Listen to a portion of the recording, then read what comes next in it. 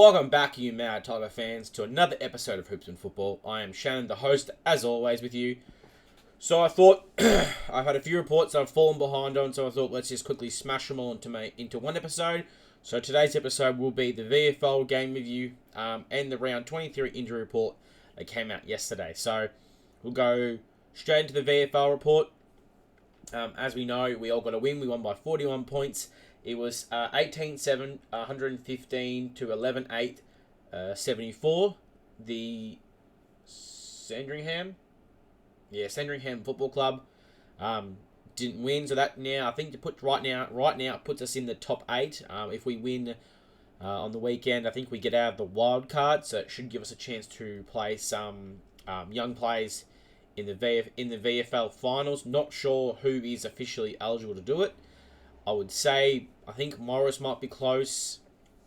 I'm not sure Harry Armstrong's played enough games to be able to play in the VFL finals. I would assume Taj could definitely do it because he had played a fair bit. And then obviously we have some returning players as well that will get a chance, but we'll discuss them later. Lachlan Street had 26 disposals. Really I started to notice him quite a fair bit, so that's why I'm kind of giving him his shout out. He seems to be the most consistent VFL player, and is probably really knocking on a door to get a VFL contract, maybe as a mid-season next year or a national rookie draft, or the rookie draft. I think it's not the rookie draft, or he goes late in the national draft. But he had 26 disposals, 13 kicks, 13 handballs. I love the evenness over there. 4 marks, 7 tackles, so I love that he's hitting the tackles pretty hard. 4 clearances. The next one was probably the best player of the game and probably who won it for us. Jacob Kazitsky, 4 goals, 1. So he could have kicked 5, was on fire. Really was, to my opinion, is knocking down a door to get another AFL game. Whether it's through us or through somebody else, I think he has been an epitome of a leader for our football club, because he knows he's not getting AFL games, but he shows up every single week and fights his ass off. Obviously, he got a couple of games and a couple of wins when he was playing for us, which is really good reward for him. Still contracted for a few more years. I think he's got 2 years left, so he's not going anywhere anytime soon. But I would love to see if there was a club that actually would want him. I think North Melbourne could really use him. I think he's a very good leader and could be used really good in their back line. But he had 26 disposals along with his 4 goals and 25 hitouts and 8 clearances. So he was pretty much our ruckman and our leading goal kicker. Then trying to find out, Jacob Blight didn't have too bad of a game. 17 disposals. He had 11 kicks, 6 handballs, 5 marks, 4 tackles, 1 clearance. So surprising that he didn't get a bit more ruck contest. Samuel, it says Samuel now. Samuel Grill, or is it Grill or Grillage? I'm not sure. Can someone in the comments below let me know? He had 15 disposals, 7 kicks, 8 handballs, 2 marks, and 3 tackles. I'm really starting to enjoy his game. I've watched the highlights. I'm really enjoying his dare. He's really good burst of speed. A lot of times, if you watch the game, he hit the ball and he just put the pedal to the metal because he knew no one was going to get him. So I'm really pretty high up on him, drafting him, whether it's the whole, is he worthy of pick 2 and 3, which obviously we will probably slide down, who knows, by the time we pick players, those picks could go down to 3 or 4 or 5. We also might even trade one away to get a couple of extra first round picks in if we want to, but I was happy with his game. Sealy Green, he was the sub, didn't like that he wasn't brought over to allow to play the last quarter in the AFL. Probably could have helped us win the game.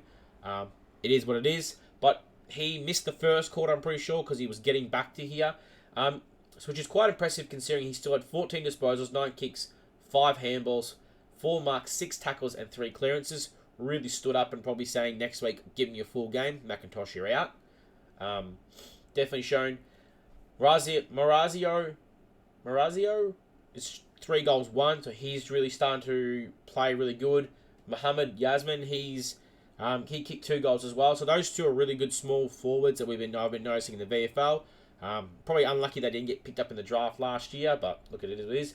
Caleb Smith came back for his first game, had 7 disposals, 6 kicks, 1 handball, 2 marks, 1 touch. Don't know where he's been the last couple of weeks. I'm really pretty sure he hadn't played at all, so Must have been some sort of family thing. Thomas Sims had one behind, 6 touches, 5 hitouts, 2 tackles, 2 marks, 4 handballs, and 2 kicks. Obviously, we know he went down with an injury, so he will be on the report as well. Josh Gipkiss, 12 disposals, 6 kicks, 6 handballs, and 1 mark, 2 tackles, so he's really slow burning. I'm not sure if I'm ready for him to get an AFL game. If I could, I would love for him to get a chance to play out the rest of the season, play in the finals, and that's it, and then get his body right for next year. So, overall, really good game. I'm pretty sure if you look at the summary, we dropped off. So the first quarter we did really well. It was 32-15, so we put our foot down. Then they actually caught back up. They did quite well, and it being not only 9 points going into halftime. And then after halftime, we just put our foot down, and we ended up kicking 6 goals to none.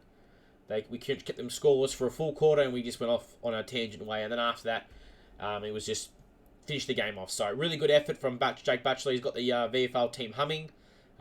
Just sucks there's not a couple of young players in there getting some experience and learning off him while they can. So, right, that's the VFL report. I'll now move over to the AFL's injury report for round 23 that Serpil has released. Some good news, in my opinion, probably for the VFL, mostly, considering we haven't had a proper ruckman. They've been using Kaczynski and Blight pretty much as their ruckman, because all their ruckmen the VFL have been hurt. But there is good news. Looks like there's some reinforcement coming back. So it says Tom Sims, his elbow, his season. I thought when I saw the video, I thought he definitely broke something. Definitely. So he says here, Sims. Well, sadly for Sims, the season will end. I think he's had a good year so far, and he's shown a lot of promise as well. Before we just turn around and say his season's done, he actually did really well.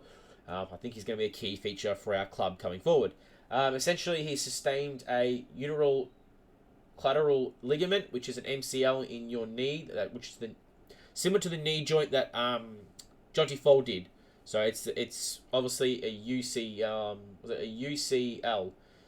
So obviously he's done just a ligament there, which is good. Thankfully he doesn't have to have surgery, so he'll be fine and ready to go day 1 of preseason, which is really good. I would have hated to see him have into preseason going into next year. I think we're going to probably lean heavy on him as well again to help with the ruck. So we've got Liam Fawcett and Oliver Hayes-Brown. They are both set up for test. So the report says there are a couple of guys here that we are happy to bring forward this week. Liam Fawcett, Oliver Hayes-Brown, we're going to put them on a test this week, and hopefully we get them through some game time this week. So those 2 boys will come back. Obviously Fawcett is the big forward, but can pinch ruck, which they had been doing before he went down. Oliver Hayes-Brown was the ruckman and had been showing great signs as a ruckman for the future. And obviously, maybe not the number 1 ruckman, but a pinch ruck or a backup ruck when Nate goes down or the other ruckman we have gets hurt. So that's really exciting, gives them a chance to come back soon. McKelty Lafau is 1 to 2 weeks away, which should be good, which means he might make it back for the first week of finals or maybe the second week, obviously depending on how we play. It says Lafau's doing really well now. We expect to see him ready to play about 1 to 2 weeks away. So that's good to see. Especially yet again for the VFL, they don't have many big boys left over. They're running on using key defenders as the height to help us out. And then it just says, alright, so Campbell Gray and Ryan Mansell are both 1 to 2 weeks away. The report says Samson Ryan and Campbell Gray both have progressed a fair bit this week. Happy to say they'll bring their return forward a little bit. And so hopefully we can get a little bit more game time by the end of the year. So probably similar to Liam Fawcett. Not Liam Fawcett, McKelty Lafau, sorry. Where there's a chance we might see them play some game time either next week or the week after. Probably. So we've got 1 more week this week, and then we're obviously going to the finals for the VFL.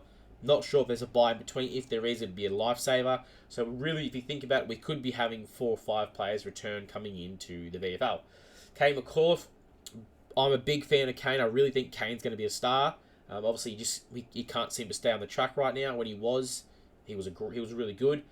He's going, it says Liam Force, so Kane McCullough, so quad, 2 to 4 weeks away. Sorry, my partner jumped the gun there. He's going really well, just standard really. We're expecting him to be ready in a couple of weeks to play, 2 to 4 weeks. So he's just obviously just getting through the process, nothing extra, not bringing it forward too far, but getting good sessions in and getting himself ready. So that's really good to see. Josh Smiley is 3 to 6 weeks away, so that's been extended now. Originally it was like 1 to 3, now it's 3 to 6. But as we knew last week, injury report came out. So it says, as reported last week, Josh Smalley came off the track with a little bit of soreness a couple of weeks ago. The scans last week revealed a minor quad strain, which is quite annoying because I feel bad for the kid. I think he's got a big future ahead of him. Everyone loves him and can't wait to see him. He's that unicorn, in my opinion, considering his height, gameplay, and explosiveness. But look, it is what it is. Let's just get him ready for next year, in my opinion. I wouldn't even bother playing him in the VFL if he can come back. So it says it's not too serious. We are hoping to see him running out around, doing a little bit more running this afternoon. We aren't ruling him out yet, that he can get a bit of game time in the VFL at the back end of the year. I don't agree with that. That's obviously, I'm not a trained doctor or a physio or anything like that, but I just think you put him on ice, keep training him for conditioning and getting ready for next year. Give him a really big preseason, because I really think coming into next year, if we can get Sam Lawler a decent actual preseason, Kate McCall for preseason, Josh Smiley preseason, that midfield is going to be, and half forward, it's going to be a hard team to break into. So, other than that, we know Jonty Fall's done for the year. Sims is done for the year.